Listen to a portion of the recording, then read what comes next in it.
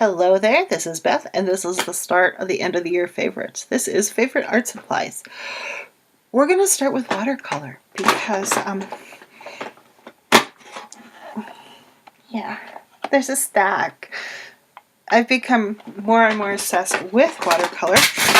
Oops, Jane Davenport just fell. Hold on.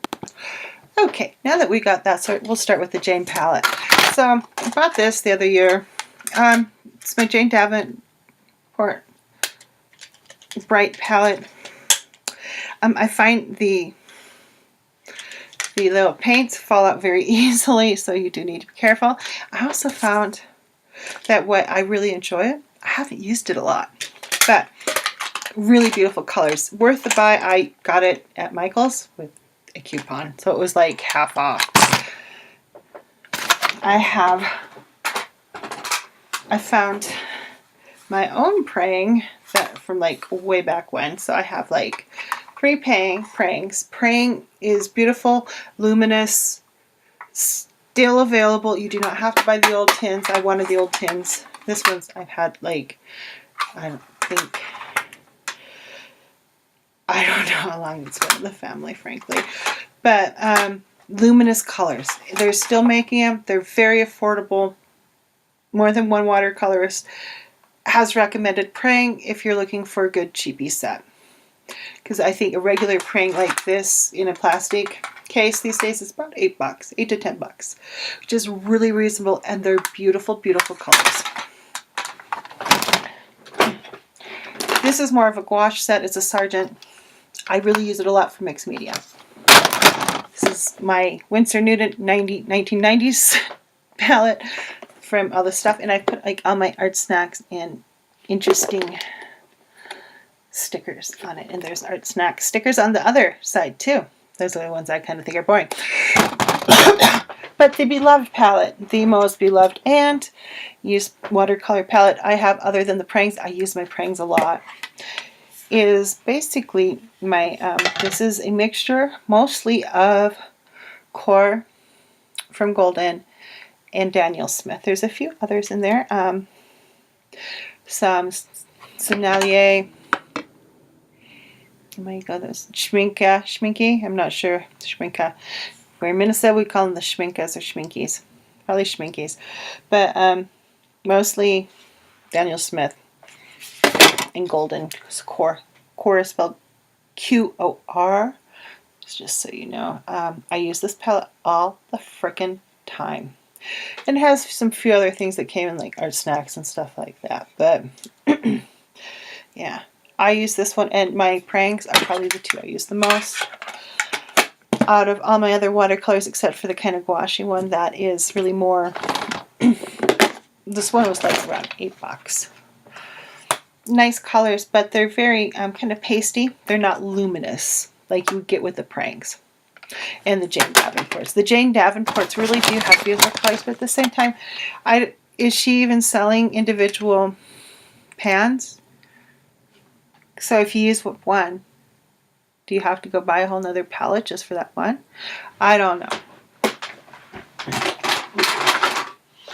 So now that we've taken care of the giant pile of watercolor, yay! Cross that off the list. I'll have to make a list or I'll forget what I'm going to talk about. So this started out as Stabilo, and I realized that there's a couple other things other than the Stabilo Marxall that I've been really enjoying that are pencil type things. So these are Stabilo Marxall. They write on about anything. I have brown, red, and black at this point in time. I want to get the other colors. I have found red creates a really beautiful luminous halos when you kind of wash it out with water. And the brown is really brilliant when you're working on faces and you want to put something in that's going to kind of fade in. Whereas the red kind of can be a little too much, and the black, wherever that be, is extremely black.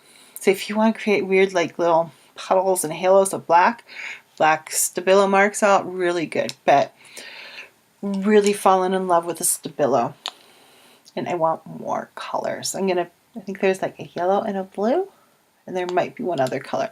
Not that purple. Oh my god. The other things have come to me via my Art Snack subscription. And two of them are, this is by Lyra, and these are called Color Giants. And I have a purple and kind of this yellow orange that's a really beautiful color. I have found myself really enjoying these, and I would purchase more of these in the future. This color makes a really beautiful kind of cheek color on your people to make them look nice and glowing and rosy. And the purple's really pretty too. I would purchase more of these. I've been quite impressed with them, and they have a slight water solubility to them, so you can kind of smudge them out. They're not like a watercolor pencil, but yeah, they do have a little bit of solubility, so you can smudge around with them. And then I have this is Faber-Castell, and it's called an Elric der Magnus, and this is in red. I love this thing. I love this pencil thing. It's again some water solubility, which I do really enjoy. I'm like getting distracted by my own art supply, sorry. But yeah, so pencil-y things I've been enjoying, and I have some proper colored pencils. Frankly, I don't use them all that often, and when I do use them, I'm usually not that happy with them. But these, the Stabilo Marxall and then the Lyra and this Albert Durr thing, I have really enjoyed. And they work well for how I work, so that I think that's part of it. The other ones I just kind of struggle with. I don't necessarily hate them. I don't necessarily love them. And I do use them, and I'm happy I have my colored pencils, but you know, when it comes to use, these have been the things I reach for over and over again, especially the Stabilo Marxall. So much you can do with those things when you start playing around with them. So this year marked a return really to acrylics, and especially heavy body paints. Been using heavy body acrylics more and more this year for painting faces. I don't have anyone close by. Yeah, and so this one's happens to be Golden's Raw Sienna. I tend to move between Golden, Daler-Rowney, and Liquitex for most of my heavy body paints. And playing around with other things, I do have a couple Liquitex basics. I like their white in the basics, especially for mixed media, and if you're working with like the Caran d'Ache and stuff like that, because it tends to be a little bit more transparent than like this is like not transparent at all. This is a very opaque titanium white by Golden, and that's also heavy body. Let's see, heavy body. Yeah, you definitely buttery, not at all fluid. So yeah, it's a heavy body. Two of my favorite colors are actually both Goldens and that heavy body. Their Payne's Gray actually is really, really blue. It reads as a blue. And their Nickel Azo Gold is just stunning what you can do with it. Everything from faces to creating really beautiful, when you mix it with white, it creates kind of this really luminous color. Yeah, Golden's Payne's Gray is super, super blue. So if you buy someone else's Payne's Gray and you're like, why isn't this super blue? That's why. This Golden's has a lot of blue in it. I think this may have been on last year's favorite, Golden Sepia, and it has to be Golden Sepia, because this is the one with the Nickel Azo in it, and it has transparent iron oxide, which I also bought this year, which is a brilliant color. Gorgeous! So this, still favorite. And Golden, if you make it in everything, I would buy this in everything. I would have it in high flow. I would have it in fluid. I would have it in heavy body. I heart this stuff. It's like magic in a freaking bottle. You need luminosity? Go for Golden Sepia. The only thing I found even close to it is Daler-Rowney's ink. I think it's umber or burnt umber. I can't remember. It's underneath a bunch of crap, so I'm not pulling it out.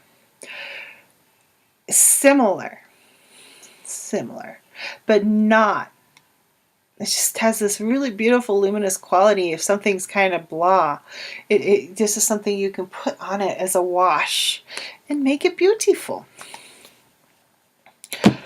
And then honorable mention, I've been using this a lot, is, and this idea came from Wyann Thompson, who's an artist who's done a couple life books, and that's where I got introduced to her, and I follow her on Instagram. She does beautiful work. So follow Wyann Thompson on Instagram if you're interested in some really bright, bold, beautiful, giant abstract art. She's awesome.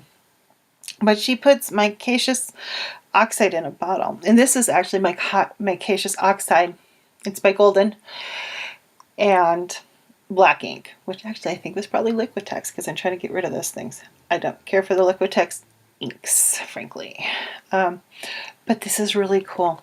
It makes a really cool effect of kind of having texture, sparkle, and it creates raised edges. The one problem you do have after a while is sometimes the little nozzles get clogged because the micaceous oxide has little particles in it, really.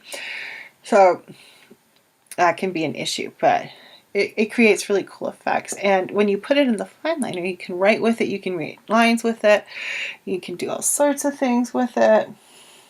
It's fun. And I'm trying to think if I have something. Okay, here is a MDS spread this is from Book of Days. This right here is that micaceous oxide black ink mixture.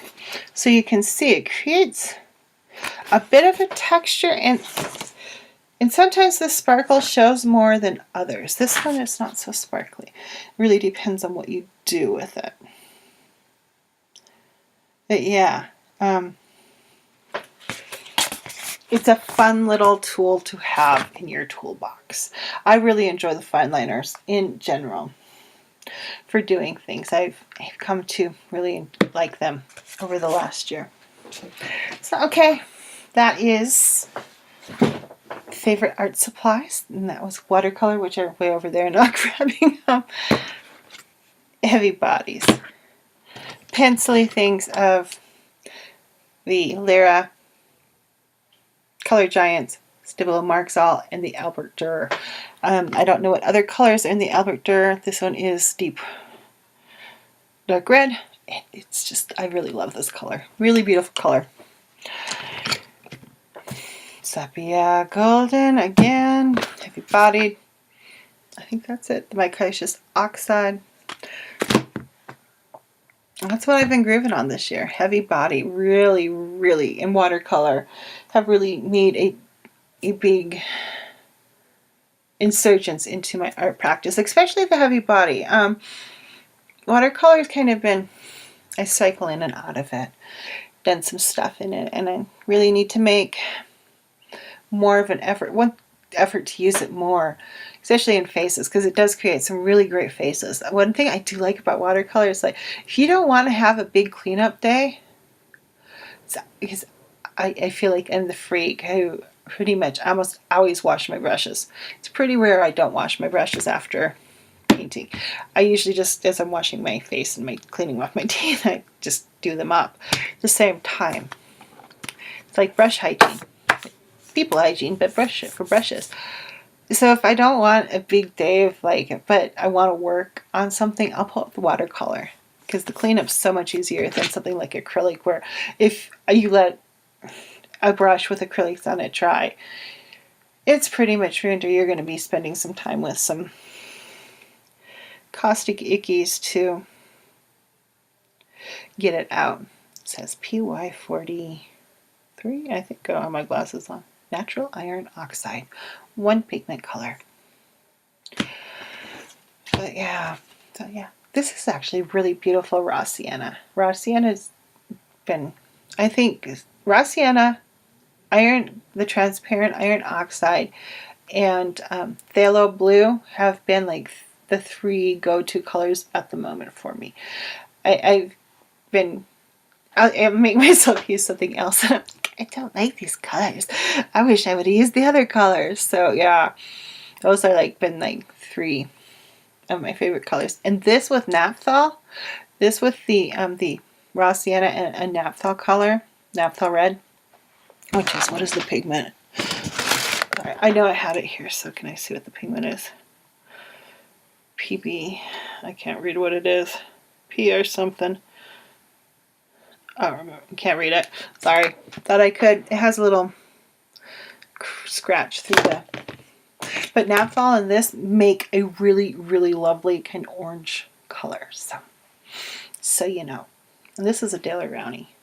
Daler Rowney things, these just... The one thing I do have to say, the tops on a lot of the tubes really are crappy. And if you get any amount of paint on them, they start to go all weird and be difficult to put on. But yeah. Oh wow. And if you set them up on a wet palette, you just keep using them. I'm not in a particularly humid place, and I've had mine... Okay, by the third week they are marginal. I'll give them that. They're starting to dry up, but I will set up a wet palette and use it for a week or two, or until it runs out, depending on how much I'm painting or how much paint I have made. So, you know, if you use the wet palette with the heavy bodies, it's much more economical and you're not throwing away paint. And when I clear off a palette, I just tend to put the paint on in my art journal or on another support or piece of paper to use for later. Or do some kind of quick expressive face and then keep painting over the face until I get a face that I'm like happy with. Because paint's expensive and no one likes to throw it away. So, okay, that was my art favorites for 2018. And Oracle cards will be next, and then it'll be tarot cards. Everyone have a wonderful day and go out there and be the love in the world.